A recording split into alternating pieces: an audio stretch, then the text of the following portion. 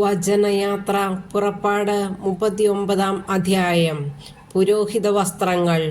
മോശയ്ക്ക് കർത്താവ് നൽകിയ കൽപ്പനയനുസരിച്ച് അവർ വിശുദ്ധ കൂടാരത്തിലെ ശുശ്രൂഷകൾക്കു വേണ്ടി നീലം, ധൂമ്രം, കടുംചുമപ്പ് എന്നീ വർണ്ണങ്ങളിലുള്ള നൂലുകൾ ഉപയോഗിച്ച് നേർമയുള്ള വസ്ത്രങ്ങൾ നിർമ്മിച്ചു. അഹറോനു വേണ്ടിയുള്ള വിശുദ്ധ വസ്ത്രങ്ങളുമുണ്ടാക്കി.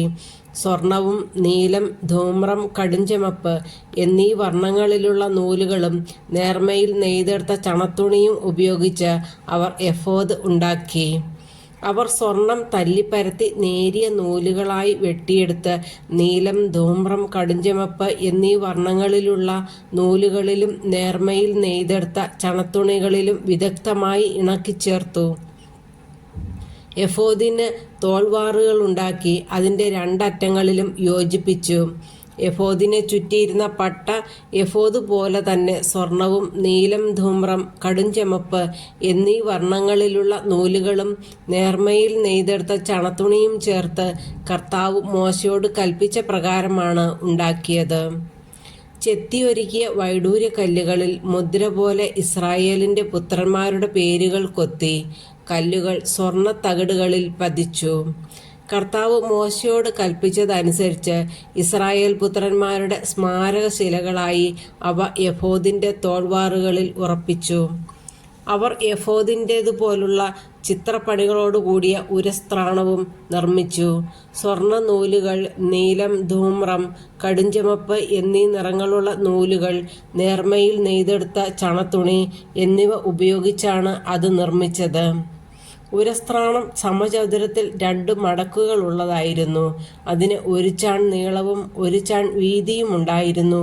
അതിന്മേൽ അവർ 4 നിര രത്നങ്ങൾ പതിച്ചു. ആദ്യത്തെ നിരയിൽ മാണിക്യം, പുഷ്യരാഗം, വൈഡൂര്യം. രണ്ടാമത്തെ നിരയിൽ മരതകം, ഇന്ദ്രനീലം, വജ്രം. മൂന്നാമത്തെ നിരയിൽ പവിഴം, ചന്ദ്രകാന്തം, സൗഗന്ധികം. നാലാമത്തെ നിരയിൽ പത്മരാഗം, ഗോമേതകം, സൂര്യകാന്തം. അലങ്കാരപ്പണി ചെയ്ത സ്വർണ്ണ തകിടിലാണ് ഈ രത്നങ്ങൾ പതിച്ചത്.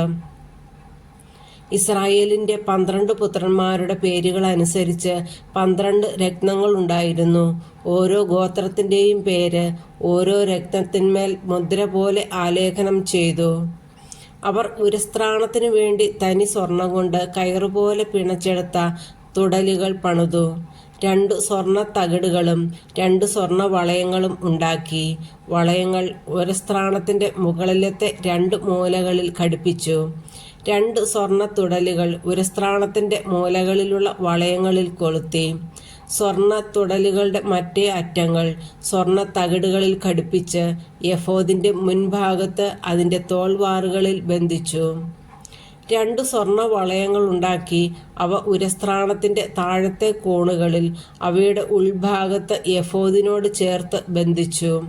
2 സ്വർണ്ണ വളയങ്ങൾ കൂടി നിർമ്മിച്ച് അവ എഫോദിൻ്റെ തോൾവാറുകളുടെ താഴത്തെ അറ്റങ്ങൾക്ക് മുൻഭാഗത്ത് അവയുടെ തുന്നലിനോട് അടുത്ത് എഫോദിൻ്റെ അലംകൃതമായ അരപ്പട്ടയ്ക്ക് മുകളിലായി ബന്ധിച്ചു.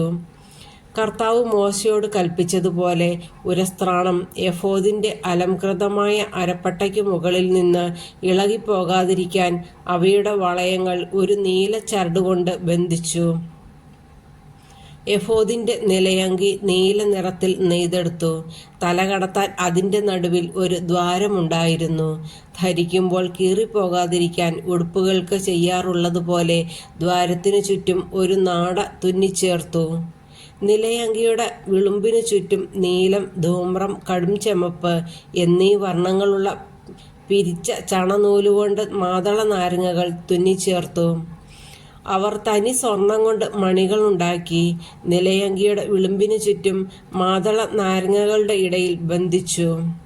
കർത്താവ് മോശയോട് കൽപ്പിച്ചതുപോലെ ശുശ്രൂഷയ്ക്കുള്ള നിലയങ്കിയുടെ വിളുമ്പിനു ചുറ്റും ഒന്നിടവിട്ട് മണികളും മാതള നാരങ്ങകളും ഉണ്ടായിരുന്നു. അവർ അഹ്റോനും അവൻ്റെ പുത്രന്മാർക്കും വേണ്ടി നേർത്ത ചണം കൊണ്ട് അങ്കികൾ നെയ്തു. നേരിയ ചണം കൊണ്ട് തലപ്പാവും തൊപ്പികളും നേരിയ ചണച്ചരടുകൊണ്ട് കാൽച്ചട്ടയും ഉണ്ടാക്കി. കർത്താവ് മോശയോട് കൽപ്പിച്ചതുപോലെ അവർ നേർത്ത ചണത്തുണിയും നീലം, ധൂമ്രം, കടുംചുവപ്പ് എന്നീ വർണ്ണങ്ങളുള്ള നൂലുകളും ഉപയോഗിച്ച് ചിത്രത്തയ്യലിൽ അരപ്പട്ടയുണ്ടാക്കി. വിശുദ്ധ കിരീടത്തിന്റെ തകിട് അവർ തനി സ്വർണം കൊണ്ട് നിർമ്മിച്ച് അതിന്മേൽ ഒരു മുദ്രയെന്ന പോലെ കർത്താവിന് സമർപ്പിതൻ എന്ന് കൊത്തിവെച്ചു. കർത്താവ് മോശയോട് കൽപ്പിച്ചതുപോലെ തലപ്പാവിന്റെ മുൻവശത്ത് ബന്ധിക്കാൻ തകിടിന്മേൽ ഒരു നീല ചരട് ഘടിപ്പിച്ചു. ഇങ്ങനെ സമാഗമ കൂടാരത്തിന്റെ പണികളെല്ലാം അവസാനിച്ചു. കർത്താവ് മോശയോട് കൽപ്പിച്ചതനുസരിച്ച് ഇസ്രായേൽ ജനം എല്ലാ കാര്യങ്ങളും ചെയ്തു.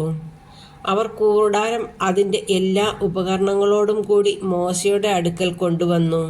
കൊളുത്തുകൾ, പലകകൾ, അഴികൾ, തൂണുകൾ, പാദകുടങ്ങൾ, ഊറയ്ക്കിട്ട മുട്ടാടിൻ തോലുകൊണ്ടുള്ള വിരി, നിലക്കരടി തോലുകൊണ്ടുള്ള വിരി, തിരശ്ശീല, സാക്ഷ്യപേടകം, അതിൻ്റെ തണ്ടുകൾ, കൃപാസനം, മേശ, അതിൻ്റെ ഉപകരണങ്ങൾ, തിരുസാന്നിധ്യത്തിൻ്റെ അപ്പം, തനി സ്വർണം കൊണ്ട് നിർമ്മിച്ച വിളക്കുകൾ, അതിലെ ദീപനിര, അതിൻ്റെ ഉപകരണങ്ങൾ, വിളക്കിനുള്ള എണ്ണ, സ്വർണ്ണ ബലിപീഠം, അഭിഷേക തൈലം, പരിമളധൂപത്തിനുള്ള സുഗന്ധദ്രവ്യങ്ങൾ, കൂടാരവാതിലിൻ്റെ യവനിക, ഓടുകൊണ്ടുള്ള ബലിപീഠം, ചട്ടക്കൂട്, തണ്ടുകൾ, ഉപകരണങ്ങൾ, ക്ഷാളനപാത്രം, അതിൻ്റെ പീഠം, അങ്കണത്തിൻ്റെ മറകൾ, തൂണുകൾ, പാദകുടങ്ങൾ, അങ്കണ കവാടത്തിൻ്റെ യവനിക, കയറുകൾ, കുറ്റികൾ, സമാഗമ കൂടാരത്തിലെ ശുശ്രൂഷയ്ക്കുള്ള പാത്രങ്ങൾ, വിശുദ്ധ സ്ഥലത്തെ ശുശ്രൂഷയ്ക്ക് വേണ്ട വിശുദ്ധ വസ്ത്രങ്ങൾ, പുരോഹിതനായ അഹ്റോന്റെ വിശുദ്ധ വസ്ത്രങ്ങൾ, അവൻ്റെ പുത്രന്മാർ പുരോഹിത ശുശ്രൂഷയ്ക്ക് അണിയേണ്ട വസ്ത്രങ്ങൾ. കർത്താവ് മോശയോട് കൽപ്പിച്ചതുപോലെ തന്നെ ഇസ്രായേൽ ജനം ഇവയെല്ലാം ഉണ്ടാക്കി. അവർ ചെയ്ത ജോലികളെല്ലാം മോശ പരിശോധിച്ചു. കർത്താവ് കൽപ്പിച്ചതുപോലെ തന്നെ അവർ പ്രവർത്തിച്ചിരിക്കുന്നു. മോശ അവരെ അനുഗ്രഹിച്ചു.